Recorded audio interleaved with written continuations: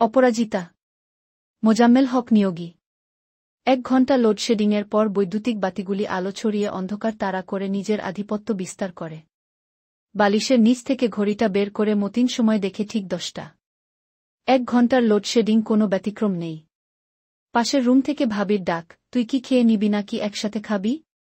মতিন একটু ইতস্তত করে উত্তর দেয়, ভাইয়া আসুক, একসাথে খাব। মতিনের সময় ফুরোয় না।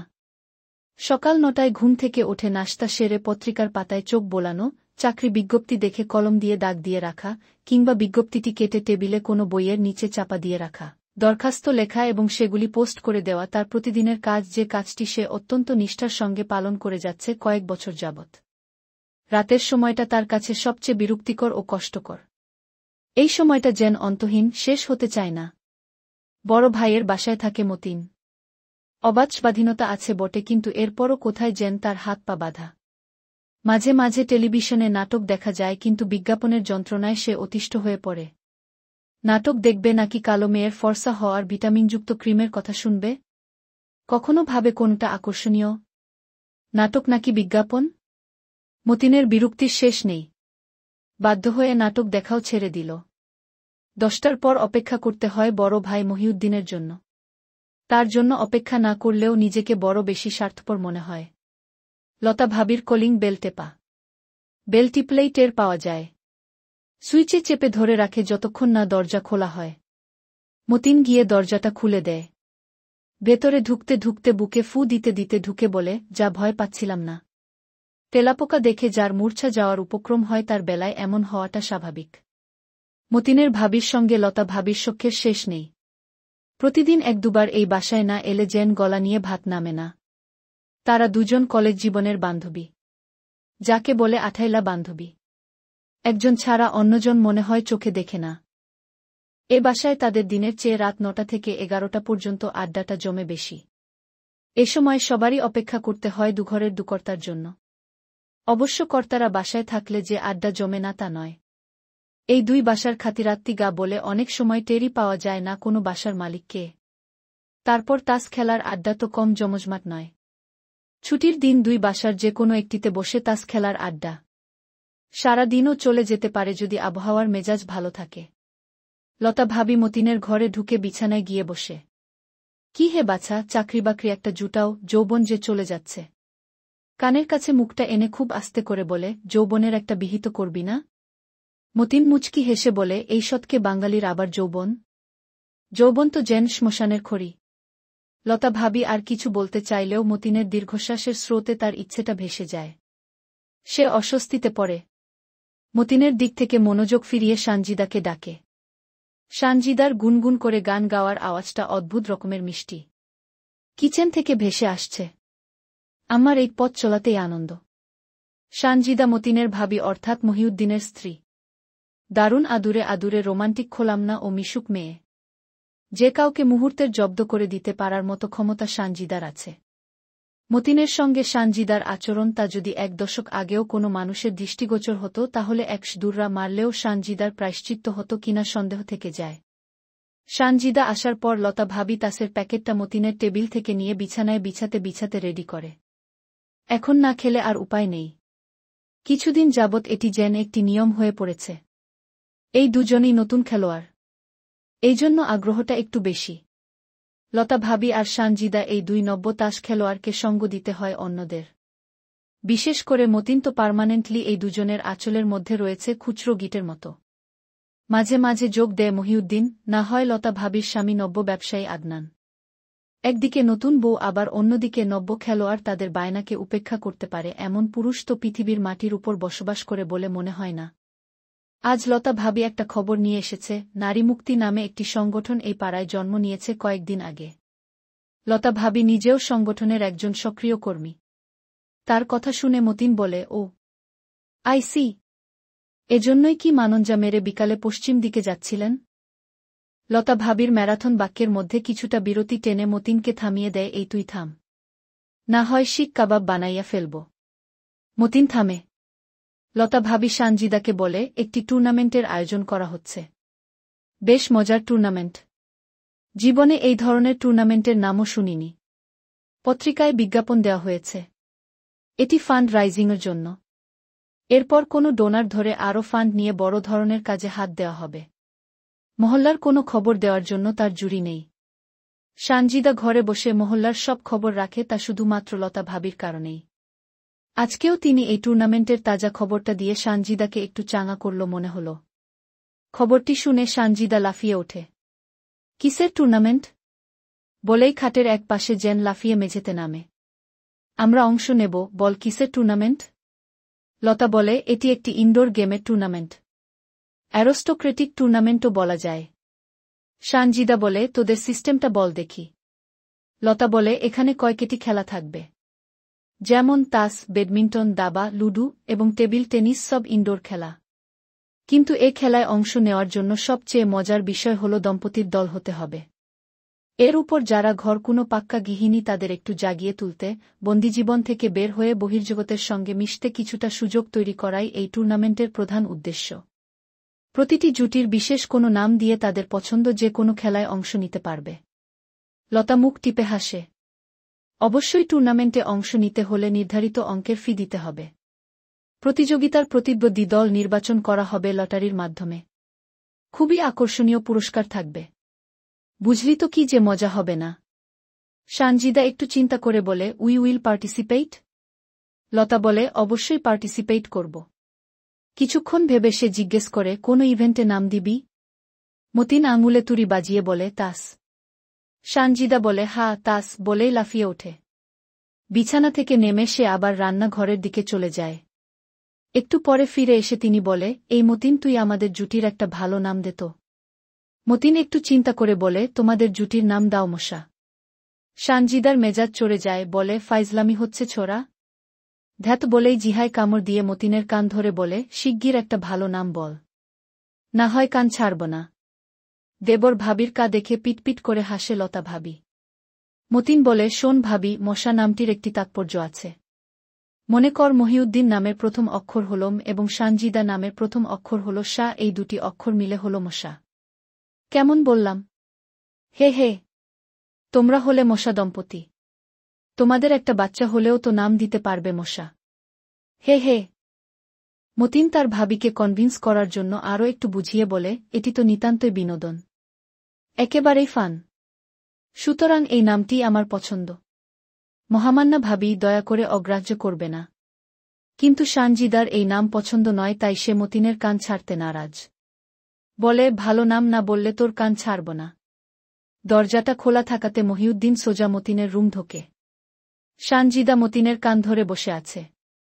সানজিদার এই অবস্থা দেখে মহিউদ্দিন জানতে চায়, কি ব্যাপার, এভাবে কর্ণমর্দন হচ্ছে কেন? মতিন মহিউদ্দিনকে বিষয়টি খুলে বলার পর মহিউদ্দিনও বলে, নামটি ঠিকই আছে। বিনোদন তো বিনোদনই।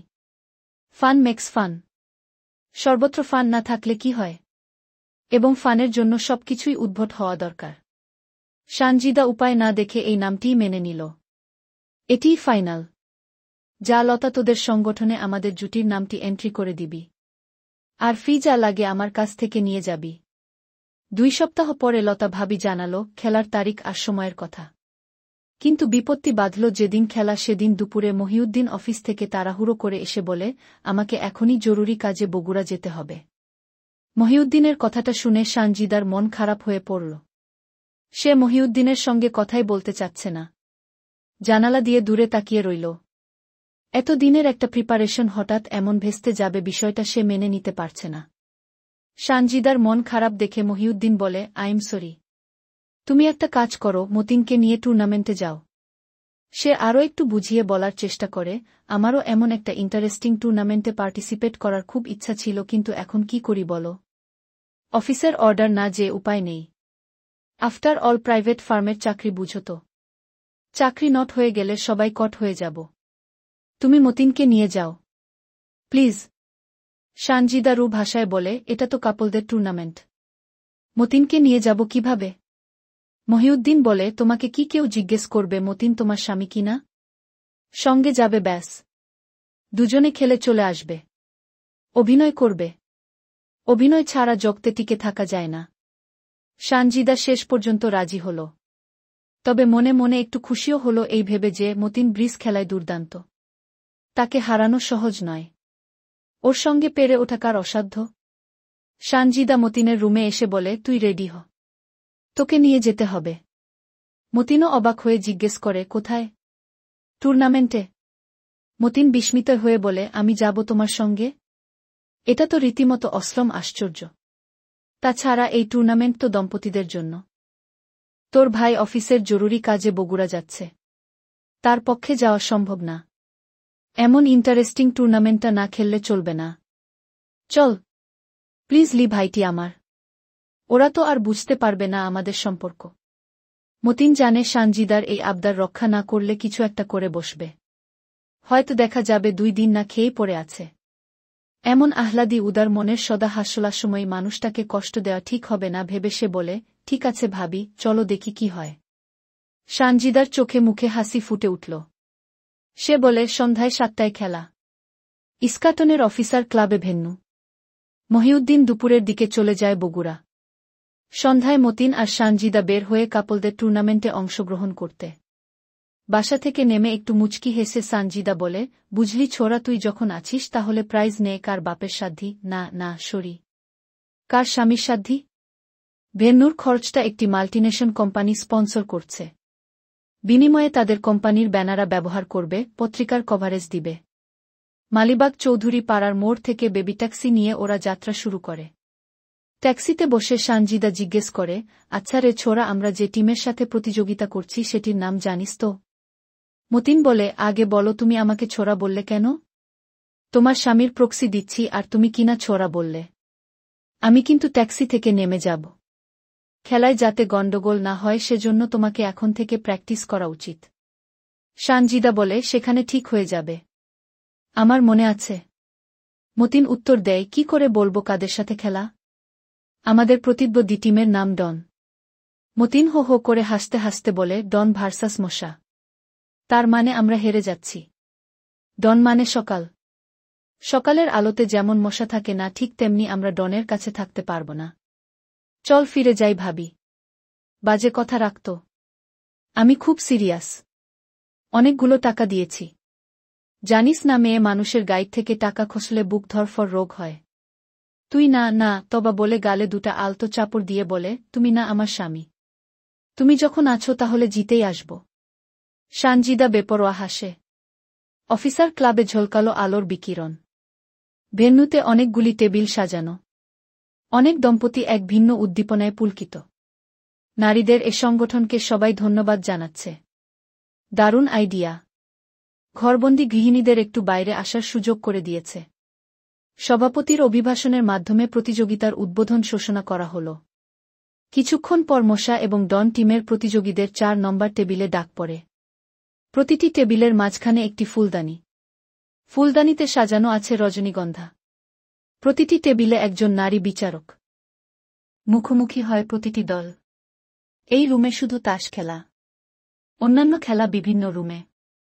লাউঞ্জে ব্যাডমিন্টন। বিশাল এই কক্ষটিতে আনন্দ যেন উপচে পড়ছে। উজ্জ্বল আলোতে সকলের মুখ উদ্ভাসিত। কক্ষের কোনো তিলক চিহ্নের মতো দাগটিও চোখে না পড়ার মতো নয়। টেবিলে আসার আগে মতিনের পেটটা চিন চিন করে ওঠে। মনে হলো রুমটি বরফের চোরাবালিতে ধীরে ধীরে তলিয়ে যাচ্ছে। ডন দলের অধিনায়ক নিজেদের পরিচয় দেয়, আমি ডলি আর ও নঈম। আমাদের নামের বাংলা আদ্যক্ষর দিয়ে টিমের নাম দিয়েছি ডন। নঈম হেসে হেসে বলে, এ কারণেই আমাদের ছেলের নাম রেখেছি ডন। মতিন হয়তো জিজ্ঞেস করতে চাইছে, ডলি তুমি কেমন আছো? বিয়ে করে সুখী হয়েছে তো? না, কিন্তু জিজ্ঞেস করতে পারেনি। বরং অনুভব করে ভিন্ন স্বাদের শব্দহীনতা ও মৃন্ময়তার অলিতেগুলিতে হারানো অতীতের মৃদু কাতরতা। মতিন শান্ত হয়।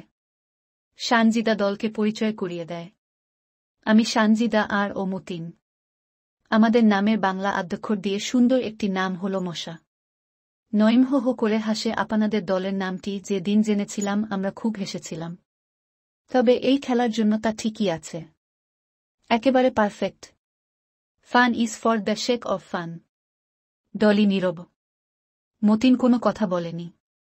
মতিন তার নিচের ঠোঁটটাকে কামড়ায় এক চোট। সানজিদা বলে, ও আবার উদ্ভট কিছু করতে বেশি মজা পায় কিনা? এক অদ্ভুত মানুষ।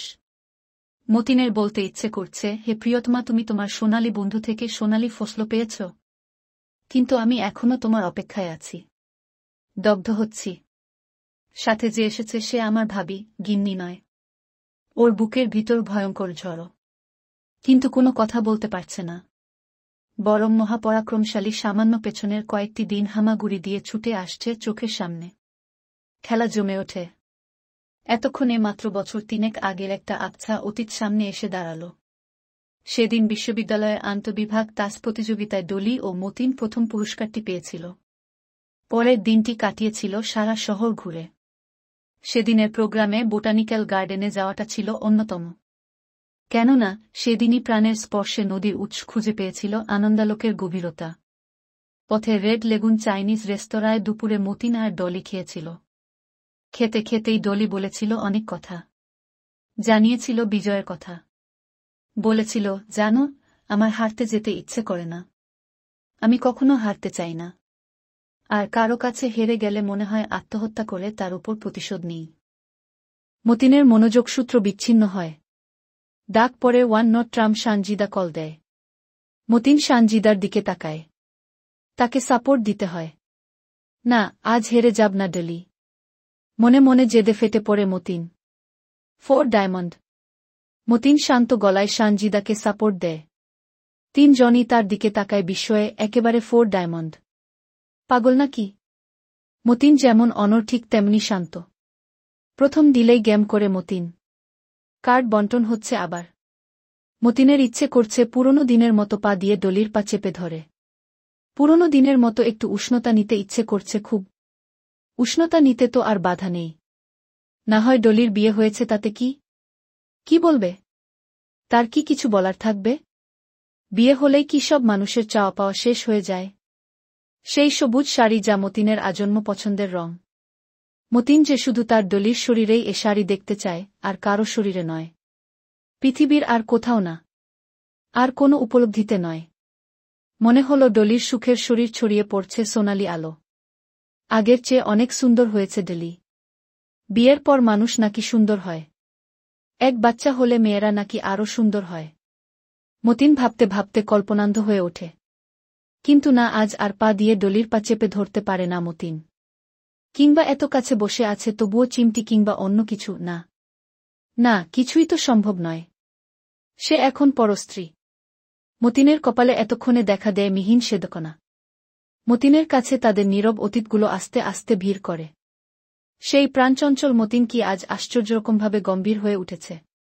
জীবনের প্রতিটি মুহূর্তে পরিবর্তন আছে। কিন্তু এত পরিবর্তন কেউ আশা করে না। একটি নদীর স্রোত হঠাৎ থেমে গেলে যে অবস্থা হয়, মতিনেরও ঠিক সেই অবস্থা। তোমার হেরে যেতে ইচ্ছে করে না ডলি?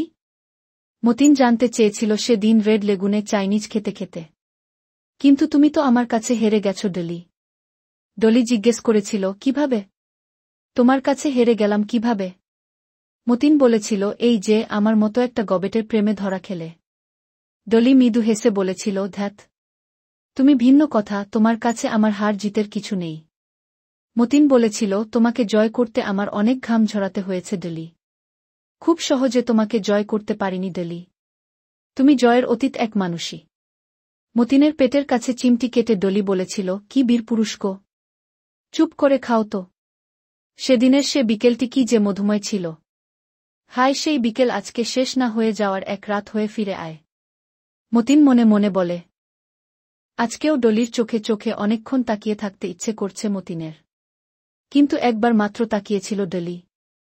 বিরামহীন কবিতা আর গানে ভরা ডলির চোখ। না, আর তাকাতে ইচ্ছে করছে না মতিনের। ডলি কি আর একটি বারও তাকায়নি তার দিকে? সানজিদা কল দেয় 2 ডায়মন্ড। মতিনের হাতে অনেকগুলো ডায়মন্ড। জানো, আমার হেরে যেতে ইচ্ছে করে না। ডলির 3 বছর আগের কথাটা বারবার মনে পড়ছে মতিনের। মতিন মনে মনে বলে, তুমি হারবে না কোথাও। আজও তোমাকে হারতে দেব না ডলি। পৃথিবীর কোনো মানুষের কাছে তোমাকে হারতে দেব না ডলি। মুহূর্তের মধ্যে মতিন হয়ে যায় অন্যরকম, অন্য মানুষ। মুখের উজ্জ্বল রং বদলে যায়। অনেকক্ষণ খেলা চলে। মতিনের মুখমুলে আলোর ফোটন পড়েনি। ডলির স্বামী উচ্ছ্বসিত হয়ে ওঠে। কিন্তু ডলিকে তেমন উচ্ছ্বসিত হতে দেখা যায়নি। আন হাসি দিয়ে সানজিদাকে বলে, আপনাদের খেলা ভালো হয়েছে। সানজিদা বলে, কনগ্রেচুলেশন। থ্যাংক ইউ বলে ডলি সামনের দিকে কোকের বোতলটা একটু সরিয়ে রেখে উঠতে চেষ্টা করে এবং চেয়ারটা পেছনের দিকে সরিয়ে রেখে উঠে দাঁড়ায়। এই অনুষ্ঠান হ্যান্ডশেক করার প্রথা এখানে চালু হয়ে গেছে। তথাকথিত মূল্যবোধকে কেউ পাত্তা দেয়নি। অনেকেই পাশ্চাত্যের মতো চুমু খাওয়ার প্রস্তাব দিয়েছিল, কিন্তু সেটি পরে খারিজ হয়ে যায়। ডলি মতিনের হাতের দিকে হাত বাড়িয়ে দেয়। সানজিদা হাত বাড়ায় নইমের দিকে। মতিন অনুভব করে ডলির হাতের উষ্ণতা ও পেলবতা এখনও আগের মতোই, একটুও বদলায়নি। ডন পুরস্কার নেয়। মতিনের ইচ্ছে হচ্ছে রজনীগন্ধার স্টিকটি ডলিকে দিয়ে দেয়, কিন্তু দিতে পারেনি। ডলির স্বামী সানজিদার সঙ্গে স্টিকটি বদলিয়ে নিল। ময়ন খুব খুশি, সানজিদাও খুশি, ডলিও খুশি, কিন্তু মতিন বদলায়নি। আজ খেলার প্রাথমিক পর্ব। ফাইনালে কে জিতবে কে জানে, কিন্তু মতিন ডলিকে অপরাজিতই দেখতে চায়। তার পরাজয় দেখতে চায়নি মতিন। রাস্তায় এসে ভাবি ঠোঁট বাঁকিয়ে বলে, যাও না লক্ষ্মীটি, একটা ট্যাক্সি ডেকে নিয়ে আসো। এদিক সেদিক খোঁজ করে কোনো ট্যাক্সি পায়নি মতিন। ডলি তার স্বামীর পাশে। নীল রঙের মার্সিডিসটি মতিনের সামনে দিয়ে চলে গেল। মতিন একটা রিকশা নিয়ে বাসায় রওনা হয়। রিকশায় বসে পা নামিয়ে সানজিদা বলে, আরে বাপরে বাপ, স্বামীর ডান বসা যাবে না। তবা তবা। মতিন রেগে ওঠে, উঠত। নারীমুক্তি আন্দোলনে আবার বাম পাশ ডান পাশ আছে নাকি? এসব গোলামি। রিকশায় বসে মতিন বলে, ভাবি যান, মেয়েটি অপরাজিতা। সানজিদা খুব হালকা আমেজের মধ্যে নিজেকে হারিয়ে ফেলেছে। মতিনের কথা মনে হয় তার কানে যায়নি। তাই মতিনের কথার অর্থ কি দাঁড়ায় বুঝতে চেষ্টা না করে বরং জিজ্ঞেস করে, ওরে ছোড়া, প্রথম ডিলের পরেই এমন হাইগা দিলি কেন? রামপুরা রাস্তায় রিকশাটা উঠে এসেছে। মতিন আবার বলে, ভাবি জানো, মেয়েটি অপরাজিতা। সে কোনো দিন হারতে জানে না। আমি অনেক আগেই তার কাছে হেরে গেছি। সে কখনো হারতে জানে না। সারাটি শহর কিছুক্ষণ আগেও শব্দমুখর ছিল। হঠাৎ করে ব্যস্ততার মধ্যে এই শহরটি ভয়াল নৈশব্দের মধ্যে যেন ডুবে গেল হঠাৎ। কোথাও কারও অস্তিত্ব টের পাওয়া যাচ্ছে না। সারা শহরের শব্দহীনতার সমুদ্র দিয়ে শুধু একটি রিকশা যাচ্ছে, যে রিকশায় ৩ জন মানুষ। মাঝে মাঝে শোনা যাচ্ছে মতিনের দীর্ঘশ্বাস।